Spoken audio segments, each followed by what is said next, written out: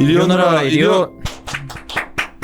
예, 132회입니다. 오늘 좀 의미 있는 게 제약 바이오, 우리 바이오텍 같은 경우 우리가 사실 애널리스트 많이 언급을 안 하잖아요. 근데 네. 뭐 직접 뭐 커버를 한다기보다 매달 이제 저희가 그 최서원 연구원이 이제 같이 하는 그 주니어 데리고서 월벌 쓰시고 오늘 첫 내용이 나왔습니다. 네. 자료 소개부터 먼저 해주시죠. 네, 일단은 그 월보를 이제 오늘부터 이제 매월 이제 발간을 할 예정인데요. 네.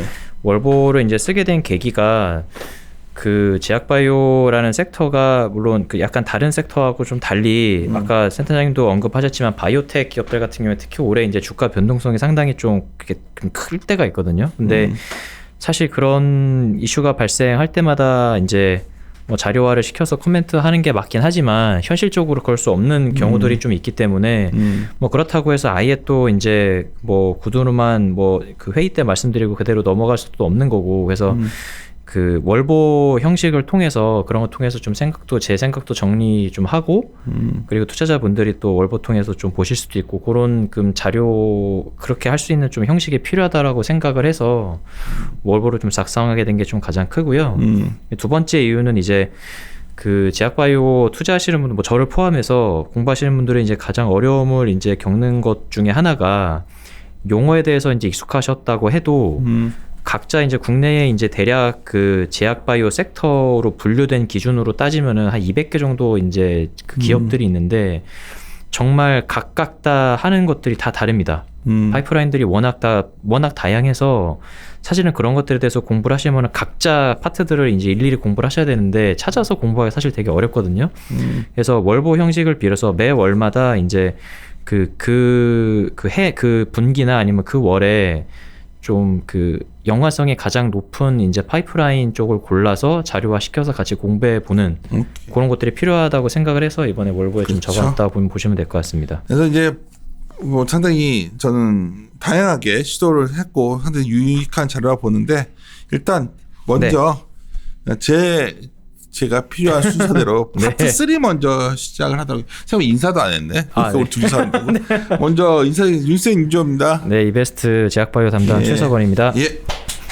예, 3장 먼저 하려는 게 이제 시장 동향. 최근에 이 제약 바이오 섹션이랑 또 여기 보면 IPO 기업들을 항상 소개를 해주시더라고요. 네. 이제부터 하려고. 네. 이제부터 하시죠. 그래서. 네, 이제 일단 파트 3는 크게 이제 구성이 전체적인 시장 동향에 대해서 적어봤고 그리고 이제 월간 그러니까 이번 자료에서 이제 또 처음 하는 거니까 YTD 수익률들 어떤 기업들이 그 수익률이 좋았고 어떤 기업들이 안 좋았는지 그리고 특히 이제 YTD에서 지금 그러니까 저번 주 금요일 종가 기준으로 탑 10 종목에 대해서는 기업 개요랑 왜 올랐는지에 대해서 좀 자세하게 적어봤거든요. 그래서 그거 좀 참고하시면 될 것 같고요.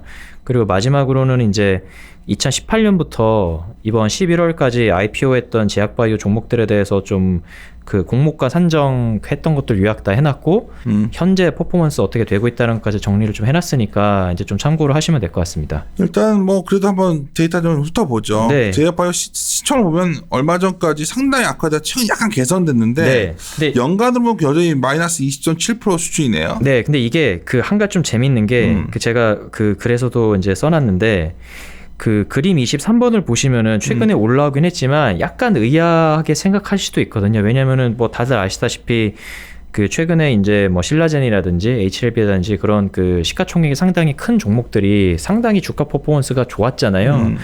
근데 그거를 감안해서 볼 때는 사실 이게 제약바이오 섹터 전체가 그것 대비해서는 좀 들어오는 것처럼 보이거든요. 근데 왜 그런가라는 걸 보면 이유가 있습니다. 왜냐면은 제가 이제 이거는 제 마음대로 그 손을 댄 건 아니고 YGFN 이제 분류 기준으로 놓고 보니까 이렇게 나온 건데 최근에 주가가 상당히 좋았던 기업들은 분류가 제약과 생물공학 이쪽 분류가 안 돼 있어요. 왜? 그러니까 그 기업들이 이제 대표적으로 예를 들어 젠백스 같은 최근에 주가가 더블 이상 갔던 종목 같은 경우에는 분류가 이제 반도체 장비로 돼 있고요. 왜냐하면 본업이 원래 이제 그걸 하던 그 회사를 이제 HLB가 반도체로 돼 있어요? HLB는 조선으로 돼 있고요. 조선으로 돼 분류가. 있고 젠백스는 반도체로 돼 있고. 네, 그런 식으로 돼 있던 것들이 꽤 많습니다.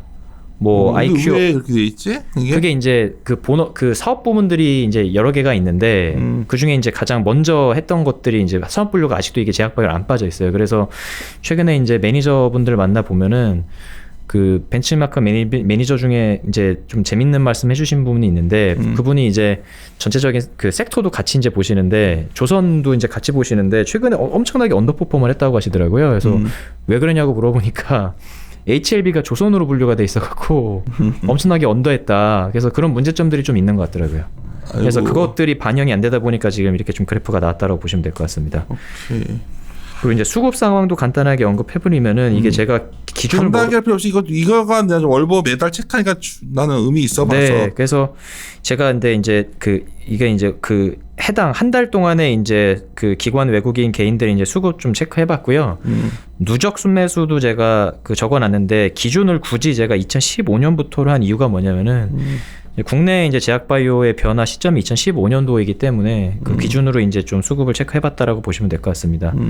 그리고 이제 모두 다 관심이 있으실 지난 한 달 동안에 어떤 종목들이 이제 주가 퍼포먼스가 가장 좋았냐라고 보면은 역시 젠백스가 최근에 가장 좋았고요. 젠백스가 1등이네. 네, 근데 젠백스가 이유가 좀 있었어요. 그때 젠백스, 그러니까 이게 항상 연말에 보면은 몇 가지 이제 이벤트들이 있는데 첫 번째는 저번에 말씀드렸던 예전에 팟캐스트 통해서 말씀드렸던 노벨 의학상 관련의 이슈들이 좀 있고요. 근데 젠백스 같은 경우에 그건 좀 달랐던 게 이제 해외에서 바이오젠 이제 치매 관련해서 이제 임상 3상을 통과하는 뉴스가 나오면서 국내에서는 그러면은 알츠하이머 관련해서 파이프라인이 있는 기업들이 어디가 좀 있느냐라는 게 좀 관심이 되게 많았고 그 중에 이제 젠백스 같은 경우에는 국내 뭐 대장주이기도 했고 그리고 최근에 이제 11월 말 아니면은 12월 초 그쯤에 이제 알츠하이머 관련해서 데이터가 공개된다고 지금 예정이 돼 있기 때문에 그런 기대감이 반영돼서 좀 눈에 가장 좋았어요. 보시면은 수익률이 뭐 다른 것도 좋았지만 젠백스가 좀 눈에 제일 많이 뛰었다라고 보시면 될 것 같습니다.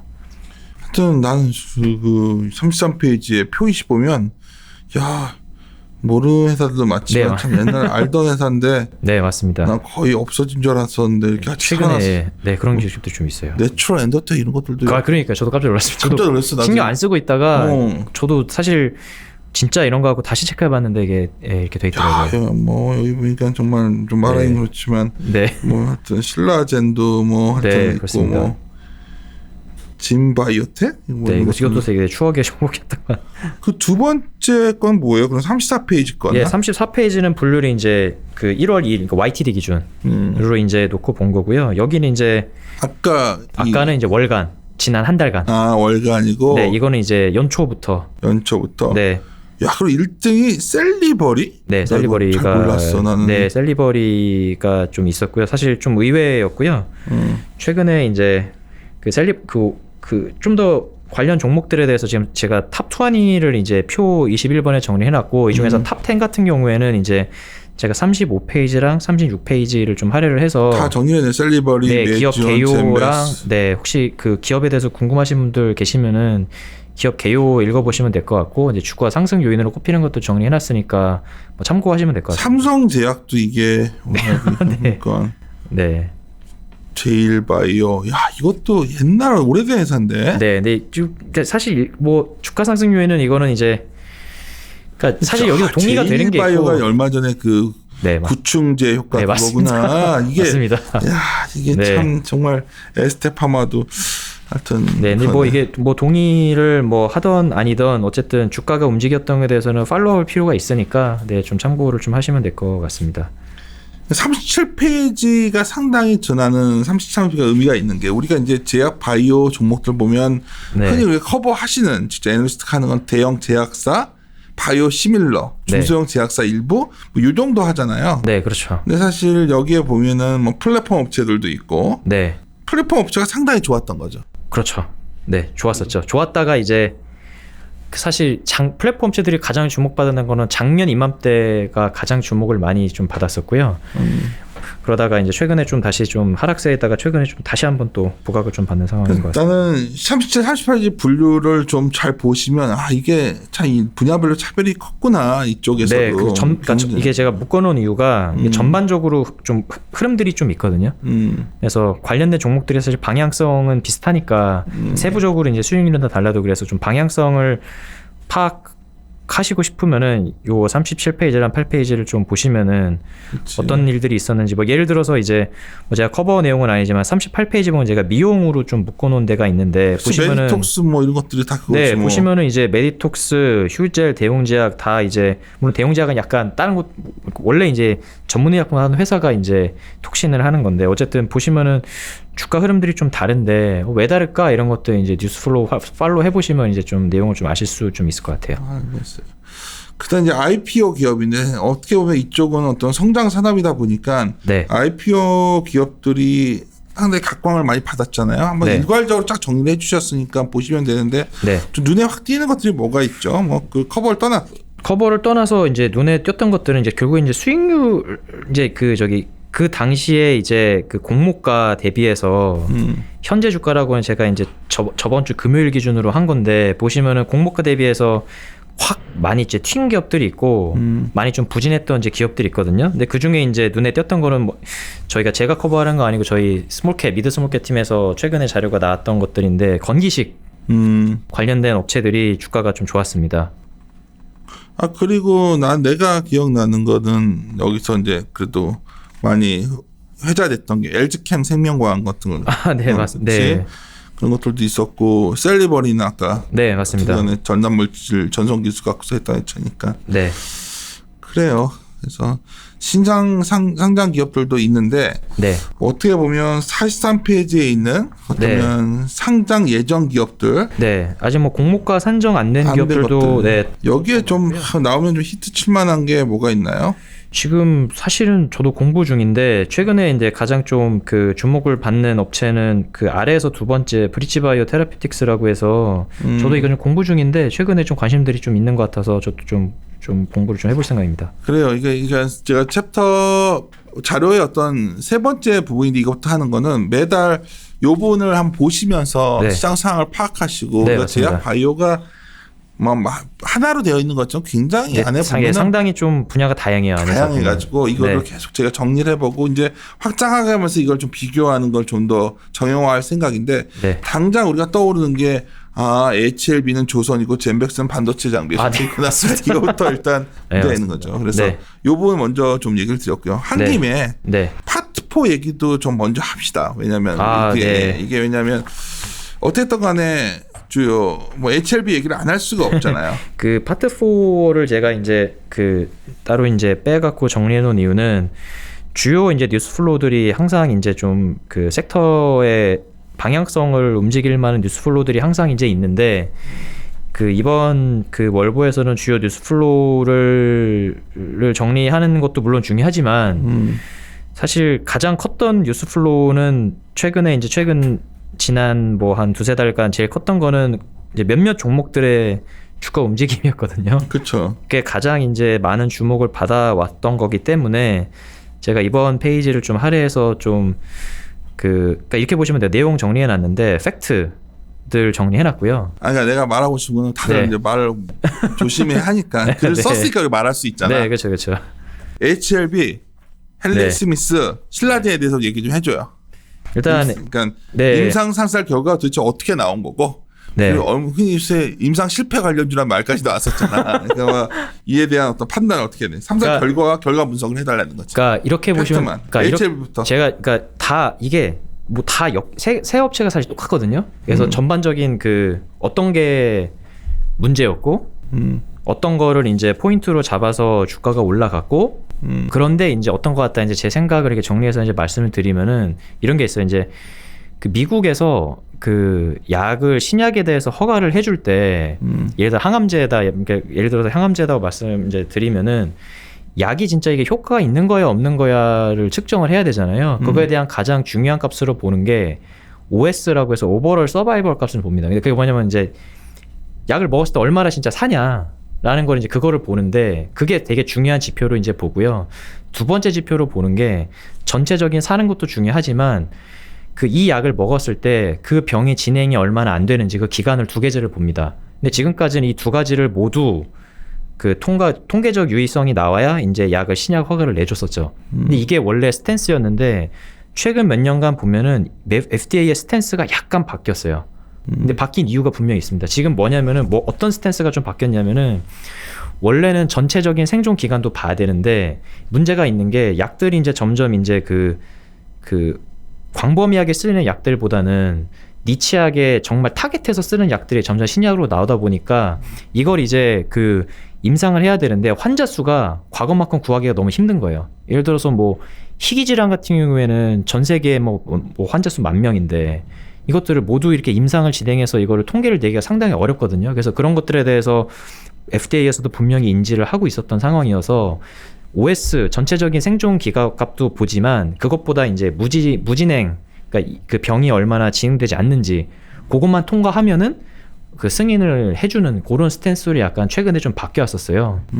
근데 이제 그거를 이제 그런 케이스를 HLB 쪽에서 이제 얘기를 했던 거죠. 그러니까 HLB가 FDA 그 처음에 그 진양구 회장님이 이제 나오셔서 이제 본인 유튜브에서 이제 하셨던 말씀이니까 우리가 실패를 한 것 같다 이렇게 말씀하셨잖아요. 그게 뭐였냐면은 전체적인 무진행 생존 기간에서는 통계적 유의미성을 확보를 했지만 전체 생존 기간에서는 통계적 유의성을 확보하지 못했다가 이게 팩트입니다. 그래서 그게 있는 그대로 팩트. 이게 팩트예요.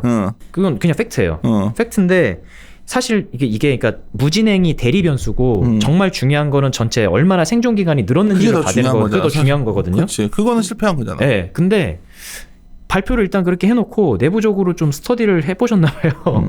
근데 보니까 미국의 FDA 지금까지 허가된 걸 보니까 안 그런 것들도 허가 내준 게 있네. 안 그런 것도 있었다. 있었네 이렇게 된 거예요. 그냥 대표적으로 뭐 이제 예를 든 게 욘델리스라는 이제 약 같은 경우 존슨앤존슨 뭐 이런 것들을 이제 예를 들었거든요. 근데 그걸 드시면서 욘델리스도 이게 항암제예요? 이것도?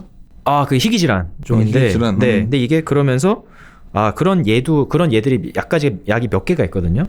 그런 예를 이제 말씀하시면서 우리도 그거랑 지금 같은 케이스니까 우리도 추가적으로 임상을 진행해서 보완하면 FDA에서 허가를 받을 수 있다. 이렇게 말씀을 하신 거죠. 근데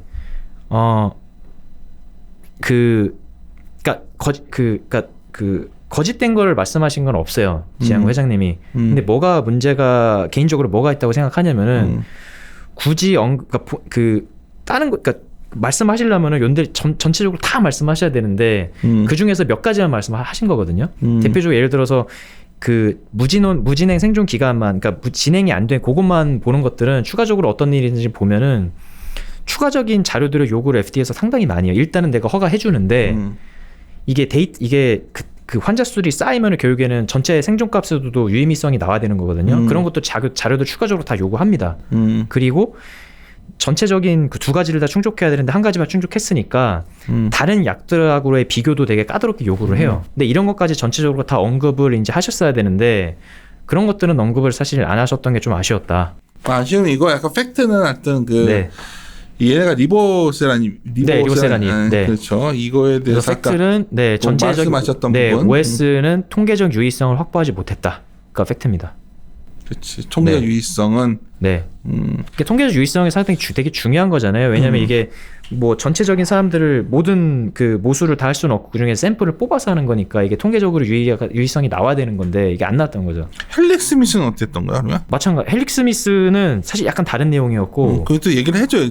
네, 헬릭 스미스는 3상 간 거 팩트, 한 거 팩트인데 이제 이게 그 본인들이 주장하시는 거는 실패한 거는 아니다. 왜냐면은 실험 자체가 잘못됐기 때문에 실패한 건 아니다. 다시 하면 된다. 이제 쉽게 말하면은. 근데 이게 사실 말이 안 되는 게 왜 이게 잘못됐냐라는 걸 보면은 약이 이제 이게 효과가 있는지 없는지를 이제 보는 방법 중에 하나가 위약군하고 비교를 하는 거거든요. 그러니까 약을 제대로 이제 먹인 환자 아니면은 플라시보를 주는 환자 두 개를 비교해야 되는데 약이 섞여 들어갔다고 이제 말씀하세요. 그때 얘기했던 게 그러면 기초적 실수였는데. 네. 그리고 이제 그렇다면 또 맞는 말이잖아. 실수를 한 거니까. 근데 그런 기초적인 것조차 실수하는 기업을 어떻게 이제 믿을 수 있냐라고 하면. 그렇지만 뭐 이분들 그러니까 내가 말한 거냐는 있는 그대로. 네. 그래서 다시 하겠다 이건데. 다시 해서 잘 나오면 되는 거 아니냐 뭐 이거 아닌가? 네, 그렇죠. 근데 이게 그런 거죠. 근데 그 결국에 가장 큰 문제가 돈이 있냐 이런 식으로 이제 물어보면 또 어떻게 대답하실지 얘네들 갖고 있는 자금이 좀 있지 않아? 있어도 이제 이게 보통 실험 한 몇백 명씩 하지 않잖아. 이게 약마다 좀 다른데요. 네. 항암제는 사실 몇천 명 대상으로도 하고요. 그럼 비용이 꽤 비용 엄청 들어요. 네. 삼상에서 돈이 가장 많이 드니까요. 야, 그리고 아주 이제 정말 어쩌면 이 모든 것의 시작일 수도 있는 신라젠. 네, 신라제 이건 인산 삼상을 종료한 거 아니야? 그러니까 그게 있어요. 그러니까 이게 뭐 우리나라도 그렇고 그 규제기관, 그러니까 미국에서 FDA인 건데 그 내부에 윤리위원회라는 게 있어요. 근데 그게 왜 있는 이유가 뭐냐면은 이런 거죠. 그러니까 그 사실 이게 아무리 희망이 없는 환자라고 하더라도 내가 그러니까 그 윤리위원들이 봤을 때 사실 이게 플라시보군이 있고 이제 약을 주는 그 군도 있고 이렇게 하지만 이 약이 아무리 봐도 이게 진짜 꽝인 것 같아라고 생각을 하면은 사실은 그거를 먹는 환자들한테는 그만큼의 그 다른 약들을 쓸 수 있는 기회를 박탈한 거잖아요. 윤리적으로 그거는 옳지 않다라고 생각하면 거기서 이제 그만둬라 이렇게 얘기가 나올 수가 있는 건데 신라젠이 좀 그런 케이스였죠. 근데 이제 그거를 이제 다시 한다고 하시니까 다른 방식으로 이제 계속 트는 건데 결국에는 이제 임상 중단된 게 맞고요. 근데 그 뭐야 DMC라는 게? 이게 지금 말씀하신 그겁니다. 제가 말씀드린 그겁니다. 그러니까 뭐 이게 요건 이게 그 윤리위원회 아니고요. 이게 뭐냐면은 그 요즘엔 다 그거잖아요. 그러니까 그 제가 말씀드린 다 결국 통계거든요. 이게 과학이잖아요. 이게 효과가 있냐 없냐, 통계적으로 유의하냐 유리하지 않냐 그런 것부터 이제 시작해서 임상을 어떻게 얘네가 임상 짜온 게 정말 그 통계적으로 유의하냐 이런 거를 이제 판단하는 그 기관이고요. 당연히 다 그렇게 하는 거야. 다 이거를 다 그렇게 하죠. 네. 사람한테 쓰는 거니까. 하여튼 이게 통계적 결과가 잘 안 나온 거죠. 안 나와서 임상을 중단한 거 아니야 그냥? 네, 중단한 거예요. 네, 결과 분석해서 제가 나는 한글로 그렇게 이해를 하고 있었는데 신라젠은 특히 셋 중에서 제일 그냥 중단까지 간 거잖아. 나머지는 뭐 네, 중단이죠. 나머지는 더 해보는 거고. 네, 중단인데 그거 외에 딴 것도 해보겠다 이거죠. 딴 걸 해서 이거를 네. 다른 식으로 접근을 해보겠다. 네. 뭐 그것도 가능한 얘기는 아닌가? 근데 가능은 하죠. 네, 가능은 하죠. 네. 뭐 이게 저희가 이렇게 말하는 좀 답답한 얘기라고 들을 수 있지만 있는 네. 그대로 결과물 이에 대해서 저희가 분석을 해보면 이 정도 결과 나오는 거니까 네. 셋 다 사실은 어떻게 보면 뭐 지켜봐야겠지만 투자자 입장에서 상당히 불안정한 부분 아닌가 지금? 그렇죠. 근데 이게 사실 실패를 인정할 줄도 알아야 된다고 생각을 해요. 그러니까 실패 이게 아니라고 한다면 또 이게 너무 단정적으로 얘기하지 마. 이거 그렇죠. 그러니까 네.